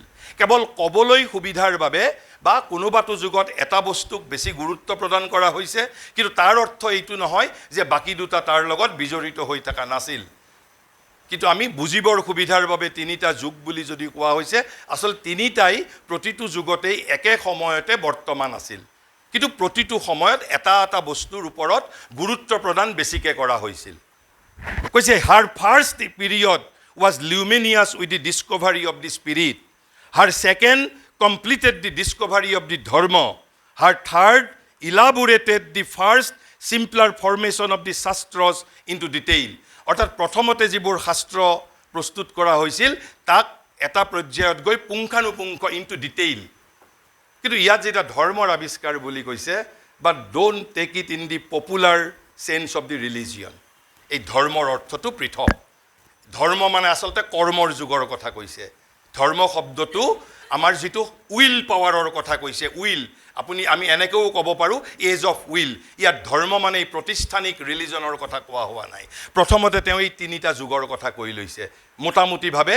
এই তিনিটাই হ'ল, এটা হ'ল অধ্যাত্মৰ যে discovery of spirit, discovery of dharma, and shastra elaborated into detail. First simpler formation of the shastra formulated into detail. এই তিনিটা হ'ল তাৰ মোটামুটি পিৰিয়ড। এতিয়া আমি এই তিনিটা পিৰিয়ডৰ ওপৰত ভিত্তি কৰি 5টা যুগৰ বিষয়ে আমি আলোচনা কৰিম। তাতেই অধ্যাত্মৰ আৱিষ্কাৰ মানেনো কি আৰু ধৰ্মৰ যুগ মানেনো কি আমি বুজিবলৈ যত্ন কৰিম। তেওঁ কৈছে the first age of India's greatness was a spiritual age. কৈছে এটা আধ্যাত্মিকতাৰ যুগ। ফাৰ্ষ্ট যিটো ভাৰতৰ, কৈছে এনেধৰণৰে এটা বিশুদ্ধ অধ্যাত্ম যুগ ভাৰত গৰিমাৰ প্ৰথমটো যুগ আছিল। কিন্তু আধ্যাত্মিক যুগ মানে কি, সেই বিষয়টো আমাৰ এটা ধাৰণা থাকিব লাগিব। আধ্যাত্মিক যুগ মানেই বা কি? মই ইয়াত আধ্যাত্মিকতাৰ ব্যাখ্যা কৰিবলৈ নাযাওঁ, but spirituality has a specific connotation. Spirituality is not religion, not dharma, not religion, not mysticism. Spirituality has a distinct, তাৰ এটা নিজস্ব অৰ্থ আছে। কিন্তু এই আধ্যাত্মিকতাৰ যুগত ভাৰতবৰ্ষই কি কৰিছিল? আমি যে হিষ্ট্ৰী অধ্যয়ন কৰোঁতে what was the business, India's business, কি কৰিছিলোঁ আমি সেই যুগত? কৈছে ভাৰতে তেতিয়া নিবিড়ভাৱে আৰু একান্তভাৱে মাত্ৰ এটাই কাম আছিল ভাৰতৰ তেতিয়া, মানে যিটো শিক্ষিত শ্ৰেণীৰ, ঋষিসকলৰ, শিক্ষিত শ্ৰেণীৰ, বিদ্বান শ্ৰেণীৰ, পণ্ডিতসকলৰ কি কাম আছিল? কৈছে ভাৰতে তেতিয়া নিবিড়ভাৱে আৰু একান্ত মনে জীৱনৰ সত্য সন্ধান কৰিছিল। নৃতত্ব, কেমিষ্ট্ৰি, ফিজিক্স, ৰাজনীতি, অৰ্থনীতি, বিজ্ঞানতকৈ কি কৈছে? জীৱনৰ সত্য সন্ধান, জীৱনৰ সত্য সন্ধানৰ কামত ব্যস্ত আছিল। কৈছে when she sought passionately for the truth of existence, truth of existence, এই জগত কি, এই মানুহ কি, that was the only preoccupation. কিন্তু তাৰ মাজত এতিয়া কথা হ'ল হোৱাট ৱাজ দি পেডাগজি, এই জানাৰ পদ্ধতিটো কি আছিল? এই জানাৰ পদ্ধতিটো কিন্তু আধুনিক যুগতকৈ মৌলিকভাৱে পৃথক। কেনেকৈ জানিব বিচাৰিছিল? আধুনিক যুগত আমি কিহৰ দ্বাৰা বুজিবলৈ খোজোঁ? Through intellect. কিন্তু এই যুগত ভাৰতবৰ্ষই ইণ্টেলেক্ট ৱাজ নট ইউজড, ইণ্টেলেক্টক ব্যৱহাৰ কৰা নাছিল। অলপ আশ্চৰ্যচকিত হৈছোঁ যে ইণ্টেলেক্টক যদি ব্যৱহাৰ কৰা নাই, ব্ৰেইনক যদি ব্যৱহাৰ কৰা নাই, তেনেহ'লে আৰু আন কি ফেকাল্টিজ আছে? তেনেহ'লে কৈছিল যে sought passionately for the truth of existence through intuitive mind, not by intellectual mind, but by intuitive mind, not by both, but by bodhi, অন্তৰ্দৃষ্টিৰ জৰিয়তে। বেদৰ এই যুগটো মানে আমি বেদৰ যুগৰ কথা কৈছোঁ। চ' ফাৰ্ষ্ট ডিষ্টিংশ্যন যিটো বৰ্তমানৰ যুগৰ সৈতে, বৰ্তমান যুগত আমাৰ শিক্ষাৰ পদ্ধতিটো হ'ল ইণ্টেলেকচুৱেল মাইণ্ড, কিন্তু সেই যুগত আছিল intuitive mind. We are almost on the verge of losing that capacity for which IQS has been imposed on the educated section of India. Jate intuitive mind or power of we can rediscover one of the relevance. Moi hei bikhoye baru kobo najau aji.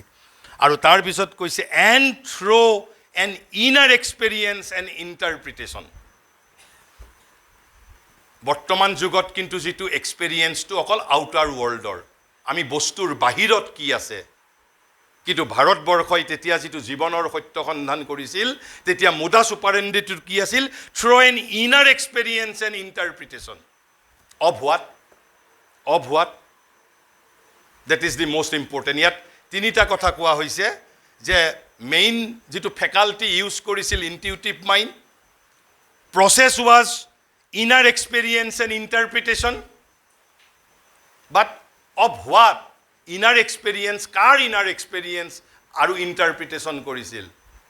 বৰ্তমান যুগত আমি কাৰ কৰোঁ অকল external ৱৰ্ল্ডৰ কৰোঁ আমি যে মানে কওঁ যে বস্তুনিষ্ঠ অবজেক্টিভিটি কিন্তু তেতিয়া objective world as well as subjective world পাৰ্থক্য ইমানেই তেতিয়া ইট ৱাজ ইণ্টিগ্ৰেল কি কৈছিল যে both of the psychic and the physical existence psychic মানে আপুনি ইনাৰ বুলি ধৰক ইয়াতে অৰ্থাৎ ইনাৰ এণ্ড ফিজিকেল এক্সিষ্টেঞ্চ দুটাৰেই তেওঁলোকৰ গুণ বা দোষ এইটোৱে আছিল তেওঁলোকে অকল বাহ্য জগতৰেই সত্য সন্ধান কৰা নাছিল অন্তৰ জগতৰো সত্য সন্ধান কৰিছিল আৰু কেনেকৈ কৰিছিল ইনটিউটিভ মাইণ্ড আৰু what was the process inner experience and interpretation আজিৰ দৰে ধৰক কোনো মেচিন নাছিল তেতিয়া গতিকে ইনাৰ এক্সপেৰিয়েঞ্চ আৰু ইণ্টাৰপ্ৰিটেশ্যন গতিকে এইটো হ'ল প্ৰথম যুগৰ কথা ভাৰতবৰ্ষৰ আৰু কৈছে যে এই যুগত কৈছে যে শ্ৰী অৰবিন্দই কৈছে the stamp put on her by that beginning she never lost কেতিয়াবা সুপ্ত হৈ আছে কিন্তু যিটো আৰম্ভণি ভাৰতবৰ্ষই বেদৰ যুগত কৰিছিল সেই আৰম্ভণি ভাৰতবৰ্ষই কেতিয়াও হেৰুৱাই পেলোৱা নাই আপোনালোক আশ্চৰ্যচকিত হৈছে ক'ত যিখন আমি ভাৰতবৰ্ষ দেখি থাকোঁ এইখনতো জাৰ্মানৰ লগত আমেৰিকাৰ লগত ইংলেণ্ডৰ কোনো পাৰ্থক্য নাই হয় সঁচা কথা যেনেকৈ আমাৰ ইয়াত থকা প্ৰত্যেকৰে আমি ফিজিঅ'লজিকেলি উই আৰ আইডেণ্টিকেল কিন্তু মেণ্টেলি আমি কিন্তু সকলো আইডেণ্টিকেল নহয় স্পিৰিচুৱেলি মেণ্টেলি এথিকেলি মৰেলি আমি সকলো আইডেণ্টিকেল নহয় তেনেহ'লে অকল surface India is not the only India যদি আমি ছাৰ্ফেচ ইণ্ডিয়াৰ ভাৰতৰ আচল মৰ্মত যদি আমি উপনীত হ'ব বিচাৰোঁ if we want to get in to the heart of real India আমি ভাৰতৰ আন্তৰ ভাৰতবৰ্ষ ইনাৰ ইণ্ডিয়া এয়াৰ ইণ্ডিয়াত প্ৰৱেশ কৰিব লাগিব এয়াৰ ইণ্ডিয়াটো আমি কিছু পৰিমাণে ভাৰতৰ বিষয়ে জানিব পাৰিম একেবাৰে বেছিকৈ জানিব লাগিলে আমি ইনমষ্ট ইণ্ডিয়া অন্তৰতম ভাৰতবৰ্ষত প্ৰৱেশ কৰিব লাগিব আৰু যেতিয়া অন্তৰতম ভাৰতবৰ্ষত প্ৰৱেশ কৰিম তেতিয়া মহাৰিষিয়ে কোৱা এই যিটো কথা কৈছে the stamp put on her by that beginning she has never lost মোগলৰ আক্ৰমণেও আমাক তাৰ পৰা 500 বছৰ ভাৰতবৰ্ষই বিদেশী আক্ৰমণৰ বিৰুদ্ধে সংগ্ৰাম কৰিছে 700 খ্ৰীষ্টাব্দৰ পৰা 1200 খ্ৰীষ্টাব্দলৈকে eventually we have been defeated আমি পৰাস্ত হৈছোঁ সেয়া এটা পৃথক কথা কিন্তু ভাৰতবৰ্ষই এই যিটো ভাৰতৰ যিটো ইনটিউটিভ মাইণ্ড আৰু যিটো জীৱনৰ সত্য সন্ধানৰ এই প্ৰক্ৰিয়া ভাৰতবৰ্ষই কোনোদিন হেৰুৱাই পেলোৱা নাই অন্তৰতম ভাৰতবৰ্ষত সুপ্ত হৈ থাকিব পাৰে কিন্তু ইট ৱাজ নট ডেড কৈছে but rather always enriched it প্ৰত্যেকটো যুগত প্ৰত্যেক যুগৰ সাধকে তাক এনৰিচ কৰিছে with fresh spiritual experience and discovery at each step of her national life Even in her hour of decline, it was the one thing she could never lose. আনকি অধঃপতনৰ ভাৰতবৰ্ষৰ অধঃপতনৰ সময়তো হয়তো বক্তিয়াৰ খিলিজিয়ে আমাৰ নালন্দা বিশ্ববিদ্যালয়ৰ গ্ৰন্থগাৰ জ্বলাই দিছে কিন্তু ভাৰতৰ সাধকসকলৰ পৰা এই ইনাৰ এক্সপেৰিয়েঞ্চ নোহোৱা কৰি দিব পৰাৰ ক্ষমতা মোগলৰ নাছিল সুপ্ত হৈ আছিল হয়তো আৰু এই বস্তুটোৱেই ভাৰতক পুনৰ জাগ্ৰত কৰিছিল এই স্পিৰিচুৱেল ইম্পালছ কৈছে এই আৰম্ভণিয়ে ভাৰতৰ ওপৰত যি চাপ বহুৱাই থৈছে সেই চাপি কেতিয়াও মচি পেলোৱা নাই বৰং যুগৰ পাছত যুগব্যাপী অধ্যাত্ম জগতৰ নিত্য নতুন অনুভৱ আৰু আৱিষ্কাৰেৰে দেশৰ জীৱনধাৰাই সততে প্ৰতিটো পদক্ষেপতে তাক উপচিত তথা সমৃদ্ধ কৰিছিল অৱনতিৰ যুগত ভাৰতে যেতিয়া সকলো হেৰুৱাই পেলাইছিল আনকি তেতিয়াও এই বস্তুটো হেৰুৱাই পেলোৱা নাছিল আৰু এই যুগৰ পিছতেই যিটো যুগ হ'ল the age of dharma age of dharma মানে শ্ৰী অৰবিন্দই আচলতে কৈছে the age of action and the age of intellectuality অৰ্থাৎ এই যিটো ইণ্টেলেকচুৱেলিটিৰ ওপৰত আমি বৰ্তমান আমি কাম কৰোঁ ফাৰ্ষ্ট ষ্টেজত আছিল ইনটিউটিভ মাইণ্ড দ্বিতীয় যুগতহে ভাৰতবৰ্ষই ইণ্টেলেকচুৱেলিটিৰ জৰিয়তে কাম কৰিছে ইণ্টেলেকচুৱেল মাইণ্ড কৈছে কি but this spiritual tendency does not shoot upward only to the abstract the hidden and the intangible অকল যি বস্তুক চকুৰে দেখা নাপাওঁ কেৱল তাৰ দিশেই যে গতি কৰে তেনে বস্তু নহয় কৈছে it cast this rays downward and outward to embrace the multiplicities of thought and the richness of life কৈছে এই আধ্যাত্মিক যিটো প্ৰভা এই আধ্যাত্মিক প্ৰভাই কেৱল বিমূৰ্ত বস্তুৰ প্ৰতি এই দৃষ্টিপাত নকৰে ই তলৰ ফালেও দৃষ্টিপাত কৰে, বাহ্য জগতৰ প্ৰতিও দৃষ্টিপাত কৰে। কি কৰিছিল যে কিন্তু সেই বুলিয়ে আধ্যাত্মিক প্ৰৱণতাই মাথো যে ঊৰ্ধৰ অভিমুখে বস্তুক বিসৰ্জন দি কেৱল সূক্ষ্ম তত্ত্বৰ দিশে, যি বস্তু গুপ্ত তথা যাক ধৰিব বা চুব নোৱাৰি, কেৱল সেইফালেহে যে আৰোহণ কৰি ফুৰে, এই তেনে কথা নহয়। এই আধ্যাত্মিকতাই নিম্নৰ ফালে আৰু বাহিৰত চৌপাশে আপোন জেউতি বিচ্ছুৰিত কৰে, চিন্তা জগতৰ সমগ্ৰ বহল বৈচিত্ৰ্য তথা জীৱনৰ সমগ্ৰ বিপুল ঐশ্বৰ্যকো আলিংগন কৰে। তেনেহ'লে কৈছে, therefore the second long epoch of India's greatness was an age of the intellect. After the intuition, it was the age of intellect. The ethical sense and the dynamic will in action, enlightened to formulate and govern life in the luster of spiritual truth. এই যে মই ক'লো what was the scheme, এই যে অন্তৰালৰ কাৰণ, যে প্ৰথমতে ইনটিউশ্যনৰ পিছত intellectual age, why? Purpose has to be explained, real intention has to be, আমি তাক ব্যাখ্যা কৰিব পাৰিব লাগিব। কৈছে এই যে আধ্যাত্মিক যিটো জীৱনৰ সত্য সন্ধান কৰিলোঁ, সেই সত্য সন্ধানৰ জৰিয়তে, সেই সত্যৰ জৰিয়তে এতিয়া বুদ্ধিয়ে সমাজ গঢ়ি তুলিব, জীৱনক গঢ়ি তুলিব, সমাজতত্ত্ব গঢ়ি তুলিব। That was the purpose behind. সেইভাবে কৈছে কি এই যে এজ অফ ধৰ্ম মানে কৈছে age of intellect, age of ethical sense and the age of dynamic will in action. আৰু এই ডাইনামিক উইল ইন একশ্যন মানে কি কৈছে enlighten to formulate and govern life, জীৱনক পৰিচালিত কৰিব। এইবাৰ প্ৰথমতে জীৱনৰ সত্য সন্ধান কৰিলে, দ্বিতীয় যুগত জীৱনক পৰিচালনা, জীৱনক গভৰ্ণিং, জীৱনক পৰিচালনা কৰিব কিহৰ ওপৰত ভিত্তি কৰি? In the lustre of the spiritual truth. That was the scheme. কৈছে ভাৰত গৰিমাৰ যেতিয়া দ্বিতীয় সুদীৰ্ঘ যুগ, তেতিয়া দেখা দিলে বিচাৰ বুদ্ধি, নৈতিক আদৰ্শ, আধ্যাত্মিক সত্যৰ দীপ্তিক জীৱনক গঢ়ি তুলিবলৈ তথা নিয়ন্ত্ৰিত কৰিবলৈ জ্ঞান প্ৰবুদ্ধ প্ৰচণ্ড কৰ্মইখনা, কৰ্মইখনা মানে সন্ধি কৰা হৈছে কৰ্ম এখনা, এখনা মানে ইম্পালছ যিটো বা উইল বুলি ক'ব পাৰে। গতিকে অলপ আমি ধাৰণাটো কৰিব পাৰিছোঁ, যিটো প্ৰথমতে কোৱা হৈছিল যে হিষ্ট্ৰী আৰু সমাজতত্ত্বই আমাক এই পৰিৱৰ্তনবিলাকৰ কোনো আমাক কাৰণ নজনায়, কিন্তু ইয়াত হিষ্ট্ৰী বাই কনচিয়াছনেছ, ইয়াত প্ৰয়াস কৰা হৈছে যে প্ৰথমতে জীৱনৰ সত্য সন্ধান, তাৰ পাছত জীৱনক গঢ়ি তুলিবলৈ যত্ন কৰা হৈছে। প্ৰথমতে ইনটিউটিভ মাইণ্ড, ছেকেণ্ডত হ'ল ইণ্টেলেকচুৱেল মাইণ্ড। আৰু কাৰ দ্বাৰা? প্ৰথম যুগৰ যিটো সত্য in the lustre of the spiritual truth. তেনেহ'লে আমি এতিয়া যদি আমাক ফিজিকেল কংক্ৰিট এক্সাম্পল লাগে কেনেকৈ বুজিম? কৈছে after the age of the spirit, the age of the dharma. After the Veda and Upanishad, the heroic centuries of action and social formation. অৰ্থাৎ প্ৰথমটো যুগ হ'ল বেদ আৰু উপনিষদৰ যুগ, যিটো আমি স্পিৰিচুৱেল এজ বুলি কৈছোঁ। আৰু স্পিৰিচুৱেল এজৰ পিছত তেনেহ'লে কি আহিব? The heroic centuries of action and social formation. Typal construction and thought and philosophy, when the outward forms of Indian life and culture were fixed in their large lines and even their later developments were being determined in the seed. অৰ্থাৎ দ্বিতীয়টো এই যে যিটো প্ৰথমতে কোৱা হৈছিল যে to formulate and govern life in the lustre of the spiritual truth. গতিকে দ্বিতীয় যুগত, প্ৰথম যুগ যদি বেদ আৰু উপনিষদৰ যুগ আছিল, অৰ্থাৎ জীৱনৰ সত্য সন্ধানৰ যুগ আছিল থ্ৰু ইনটিউটিভ মাইণ্ড। দ্বিতীয় যুগত আমাৰ কাম হ'ল কি? Through intellectual mind. এইবাৰ আমি কি কৰিম? Heroic centuries of action and social formation.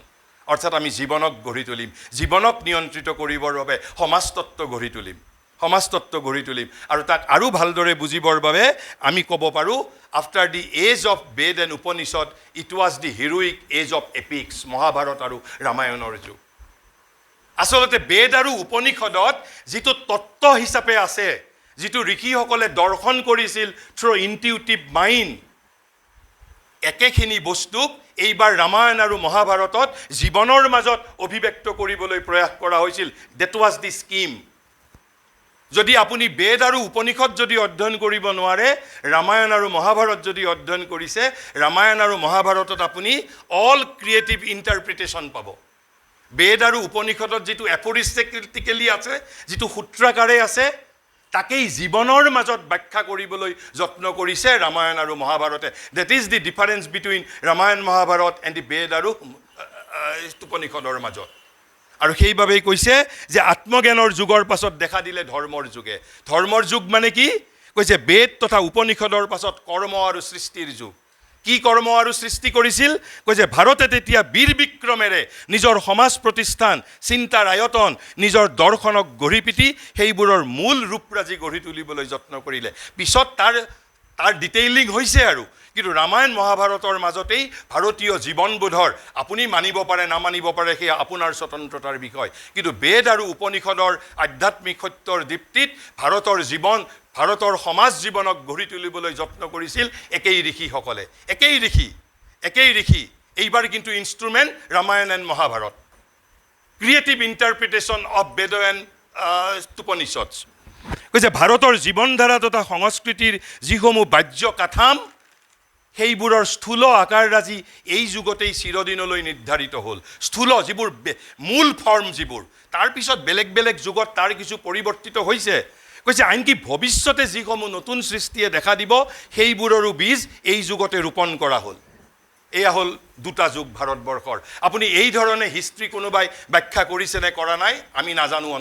ইয়াত অন্তত কাৰণো কোৱা হৈছে, তাৰ উদ্দেশ্য কোৱা হৈছে, অন্তৰ্নিহিত লক্ষ্যৰ কথাও কোৱা হৈছে। And it was almost scientific.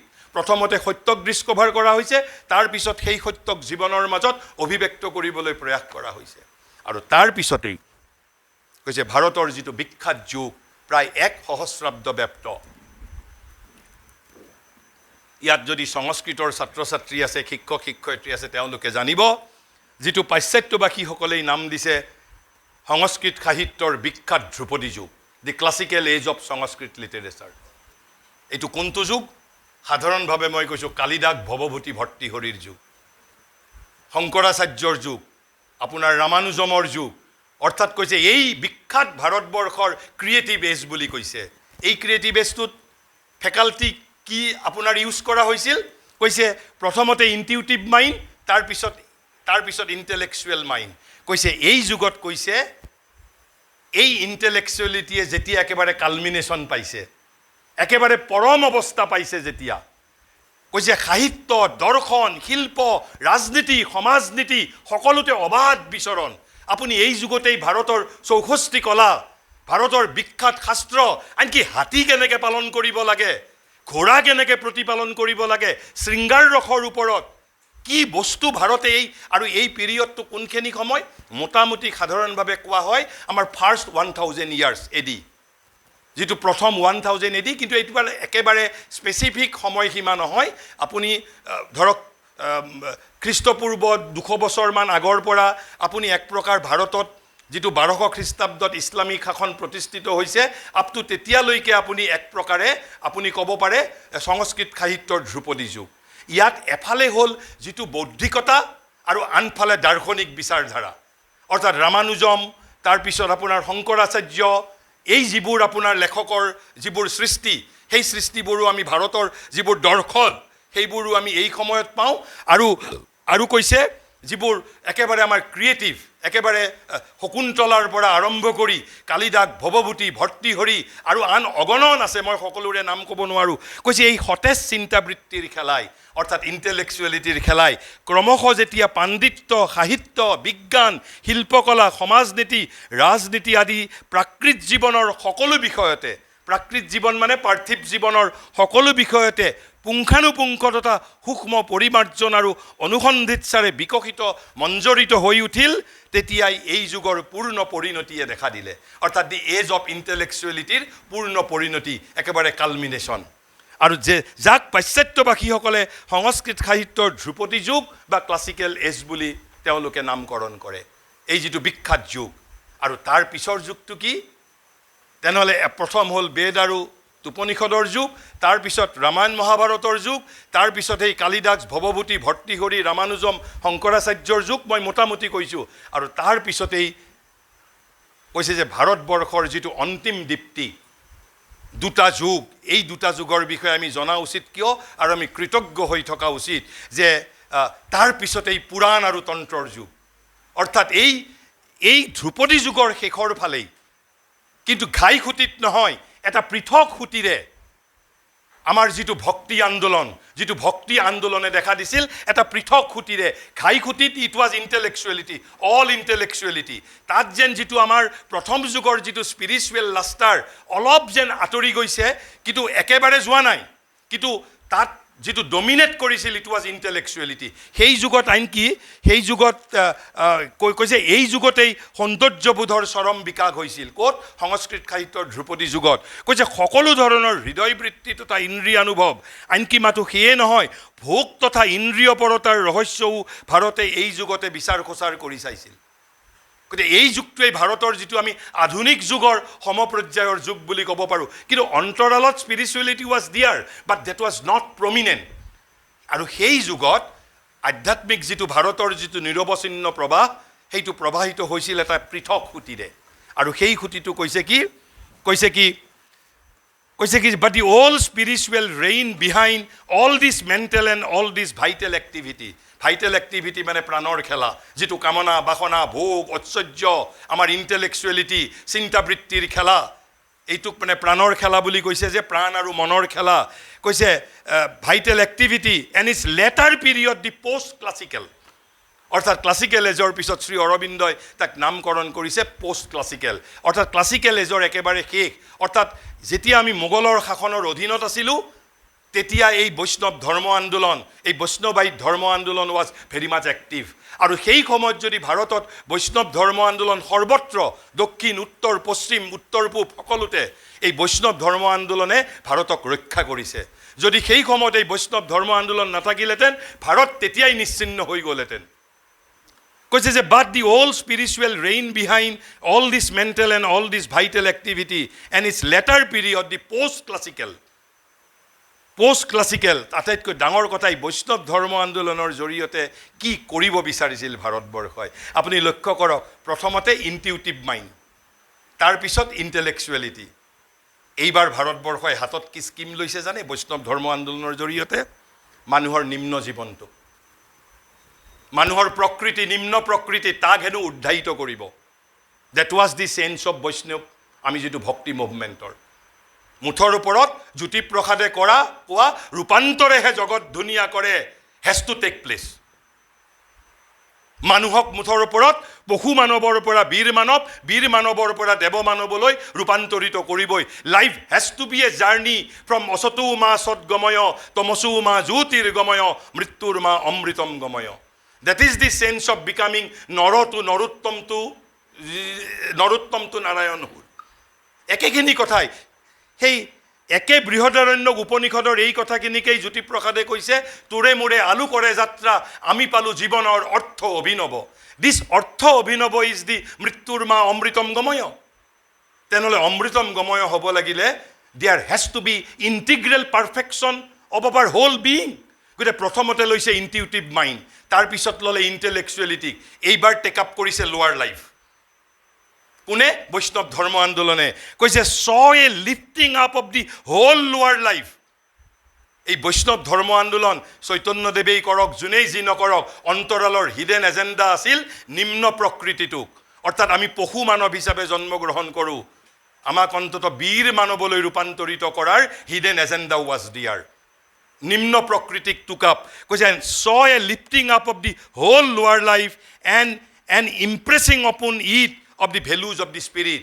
আৰু এই নিম্ন প্ৰকৃতিটোকো কি কৰিব বিচাৰিছিল আধ্যাত্মৰ প্ৰভাৰে সমুজ্জ্বল কৰিবলৈ প্ৰয়াস কৰিছিল নিম্ন প্ৰকৃতিটোক লৈছিল তাৰ মাজত কিছু ডেঞ্জাৰো আছিল মই সেইবোৰ ব্যাখ্যা কৰিবলৈ নাযাওঁ এই যে আমাৰ আধুনিক যুগৰ কিছুমান সমালোচকে যে কেতিয়াবা আমাৰ কিছুমান ত্ৰুটি দেখা পায় আধ্যাত্মিক প্ৰৱণতাৰ মাজত কাৰণ এইবোৰ একোটা প্ৰৱণতা যি ধৰণে আপোনালোকে কয় আপোনালোকৰ অকুপেশ্যনৰ মাজত অকুপেশ্যনেল হেজাৰ্ড আছে তেনেকৈ স্পিৰিচুৱেল ডিচিপ্লিনবিলাকৰ মাজতো কিছুমান অকুপেশ্যনেল হেজাৰ্ড আছে মানৱ জীৱনে সকলো প্ৰয়াস কৰিব পাৰে সকলো যে 100% সফল হ'ব তাৰতো কোনো নিশ্চয়তা নাই গতিকে কৈছে যে কিন্তু প্ৰাণ তথা মনৰ এই বিপুল ক্ৰিয়াশীলতাৰ অন্তৰালত অৰ্থাৎ সংস্কৃত সাহিত্যৰ ধ্ৰুপদী যুগৰ কথা কৈছে সততে সজীৱ হৈ আছিল ভাৰতৰ প্ৰাচীন অধ্যাত্মবোধ এই যুগৰ শেষৰ ফালে সেয়েহে দেখিবলৈ পাওঁ ভাৰতৰ সাধনাই সমগ্ৰ নিম্ন প্ৰকৃতিক ঊৰ্ধ্বমুখী কৰি তুলিবলৈ প্ৰয়াস কৰিছিল অধ্যাত্মৰ প্ৰভাৰে তাক মণ্ডিত কৰিবলৈ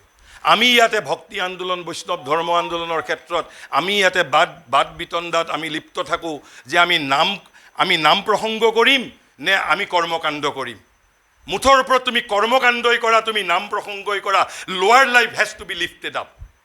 নিম্ন প্ৰকৃতিক উদ্ধাৰিত কৰিব পাৰিব লাগিব। তুমি যেনেকেই পাৰা, তুমি যদি ভাত খাই থাকোঁতেও সাধনা কৰিব পাৰা, তাতো ভাৰতবৰ্ষই নকৰে একো কথা। মুঠৰ ওপৰত উদ্দেশ্যটো আছিল নিম্ন প্ৰকৃতিক উদ্ধাৰিত কৰা, তাক অধ্যাত্মৰ প্ৰভাৰে তাক আপোনাৰ অধ্যাত্মৰ প্ৰভাৰে তাক আপোনাৰ কি কয় যিটো তাক আপোনাৰ অধ্যাত্মৰ প্ৰভাৰে মণ্ডিত কৰিবৰ বাবে প্ৰয়াস কৰিছিল। এয়া হ'ল বৈষ্ণৱ ধৰ্ম আন্দোলন। আৰু তেওঁ কৈছে যে পুৰাণ তথা তন্ত্ৰ আৰু ভক্তি মাৰ্গৰ সাধনাৰ এয়াই অৰ্থ আছিল। একেবাৰে চিম্পল কথাত ইয়াতকৈ আপুনি 2 পেজো লিখিব পাৰে, 10 পেজো লিখিব পাৰে, কিন্তু real agenda, hidden agenda was lifting up of দি লোৱাৰ লাইফ। মানুহৰ নিম্ন যিটো জীৱন, আৰু নিম্ন জীৱন মানে কি? যিটো জীৱনৰ মই যদি ক'বলৈ খোজোঁ, যিটো জীৱন confine to only career, money, power and fame, আহাৰ নিদ্ৰা মৈথুন, অন্ন বস্ত্ৰ বাসস্থান, এই যিটো জীৱন, যিটো আমাৰ জীৱধৰ্মী জীৱন, এই জীৱধৰ্মী জীৱনটোৱেই আমাৰ নিম্নতৰ জীৱন। কাৰণ ইয়াৰ ওপৰতো জীৱনৰ সম্ভাৱনা তাতেই নিঃশেষিত হৈ যোৱা নাই। Men can become best men, narottama, even men can become Brahman, এয়া ভাৰতবৰ্ষই দাবী কৰিছে। তেনেহ'লে তাৰপিছত কিন্তু আমি অসমত যিটো শংকৰদেৱৰ যিটো সাধনা, সেই সাধনাক আমি কি কওঁ? নৱবৈষ্ণৱ ধৰ্মৰ আন্দোলন। শ্ৰী অৰবিন্দই যেনিবা শব্দটো ব্যৱহাৰ কৰিছে লেটাৰ বৈষ্ণৱিজিম বুলি। যিটো আমি নৱবৈষ্ণৱ ধৰ্ম বুলি কৈছোঁ, শ্ৰী অৰবিন্দই শব্দটো ব্যৱহাৰ কৰিছে লেটাৰ বৈষ্ণৱিজিম, পঞ্চমটো যুগ।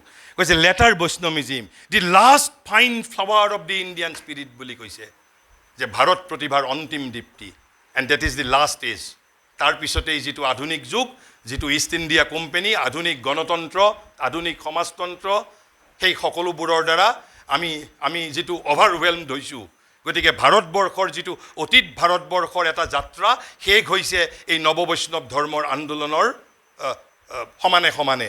কৈছে later Vaishnavism, the last fine flower of the Indian spirit was in its essence. আপোনালোকে অলপ যদি শংকৰদেৱৰ সমগ্ৰ ধৰ্ম আন্দোলনটোক যদি পৰ্যবেক্ষণ কৰে, তেওঁৰ সাধনাৰ উপাদানসমূহ কি আছিল? বৰগীত। সাধনাৰ উপাদান আছিল ভাওনা। সাধনাৰ উপাদান আছিল সত্ৰীয়া নৃত্য। তাৰ অৰ্থ কি? কেৱল শংকৰদেৱৰেই নহয়, নৱবৈষ্ণৱ ধৰ্মৰ সেই সময়ত আপুনি কেৰালা সকলোতে যদি যায়, ইট ৱাজ অল এস্থেটিক্স। হোৱাই? নৱবৈষ্ণৱ ধৰ্মত বৈষ্ণৱ ধৰ্ম আন্দোলনৰ লগত নৱবৈষ্ণৱ ধৰ্মৰ আন্দোলন বা লেটাৰ বৈষ্ণৱিজিমৰ তাত পাৰ্থক্যটো ক'ত? কৈছে was in its essence the taking up of the aesthetic, emotional and sensuous being. আমাৰ যিটো ৰসানুভূতি, এই যে ৰসানুভূতিৰ যিটো নিম্ন স্তৰ আছিল, তাক উদ্ধাৰিত কৰিবলৈ যত্ন কৰিছিল। কৈছে sensuous being into the service of the spiritual. এই যে আমি দুপৰ নিশা 3টা বজালৈ কোনোবা হাৰ্টথৰবৰ গান শুনো, তেতিয়াও আমাৰ এটা ৰুচিবোধ জন্ম পায়। সেই ৰুচিবোধটোক নৱবৈষ্ণৱ ধৰ্মৰ আন্দোলনে পৰিৱৰ্তিত কৰিবলৈ যত্ন কৰিছিল বৰগীতৰ জৰিয়তে। আপুনি এটা লক্ষ্য কৰক, যেতিয়া কোনোবা হাৰ্টথৰবৰ গান 3টা বজালৈ শুনিব, তেতিয়া আপোনাক মই নাভাবোঁ যে আপোনাৰ নিম্ন প্ৰকৃতিক, আপোনাৰ ৰসানুভূতিক, আপোনাৰ এস্থেটিক্স উদ্ধাৰিত হৈছে। কিন্তু যেতিয়া আপুনি বৰগীতটো শুনিব, যেতিয়া আপুনি সত্ৰীয়া নৃত্য আপুনি দৰ্শন কৰিব, যেতিয়া আপুনি ভাওনা চাব, তাৰ উদ্দেশ্য কি? কৈছে যে উত্তৰকালৰ বৈষ্ণৱ সাধনাই মানুহৰ মাজত বিদ্যমান ৰসানুভূতি, এস্থেটিক্স, ৰসানুভূতি, হৃদয়বৃত্তি আৰু ইন্দ্ৰিয়গত লিপ্সাৰ স্তৰটোক ঊৰ্ধলৈ তুলি অধ্যাত্মৰ সেৱাত নিয়োগ কৰিবলৈ প্ৰয়াস কৰিছিল।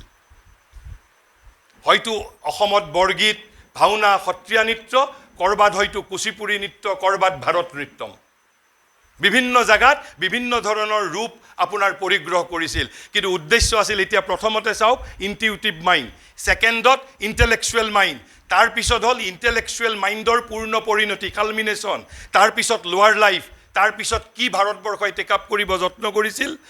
যে ৰসানুভূতি, হৃদয়বৃত্তি আৰু ইন্দ্ৰিয়গত লিপ্সা, তাকো উদ্ধাৰিত কৰিবলৈ যত্ন কৰিছিল।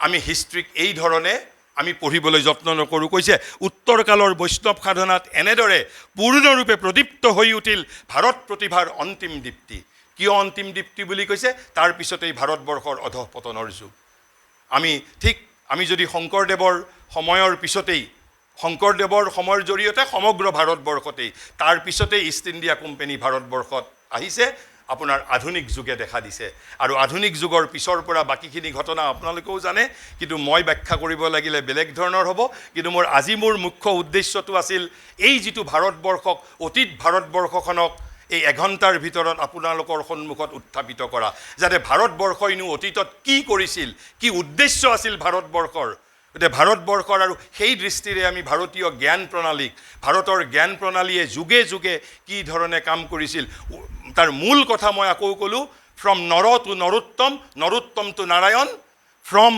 পশু মানৱ টু বীৰ মানৱ টু দেৱ মানৱ এই পশু মানৱ বীৰ মানৱ দেৱ মানৱৰ কথা কৈছে তন্ত্ৰই আৰু উপনিষদে সেই সেম কথাকেই কি বুলি কৈছে অসতৌ মা সদ্গময় তমসৌ মা জ্যোতিৰ্গময় মৃত্যুৰ মা অমৃতম গময় আনকি আধুনিক যুগত আহি একেবাৰে যে অসমৰ একমাত্ৰ দাৰ্শনিক শিল্পী জ্যোতিপ্ৰসাদেও কৈছে যে তোৰে মোৰে আলু কৰে যাত্ৰা তোৰে মোৰে বুলি কৈছে দেই অৰ্থাৎ আমাৰ সমাজ জীৱনৰ কথা কৈছে সমাজ জীৱনত এটা জ্ঞানৰ অভিযাত্ৰা তেওঁ আৰম্ভ কৰিবলৈ বিচাৰিছিল অসমৰ মানুহে অংগুষ্ঠ প্ৰদৰ্শন কৰিছে তেওঁ চিঞৰি গ'ল তোৰে মোৰে আলু কৰে যাত্ৰা আমি পালোঁ জীৱনৰ অৰ্থ অভিনৱ সেই জীৱনৰ অৰ্থ অভিনৱৰ সন্ধান জীৱনৰ সত্য সন্ধান সেই দৃষ্টিতেই we are heading towards that only with this note let me conclude here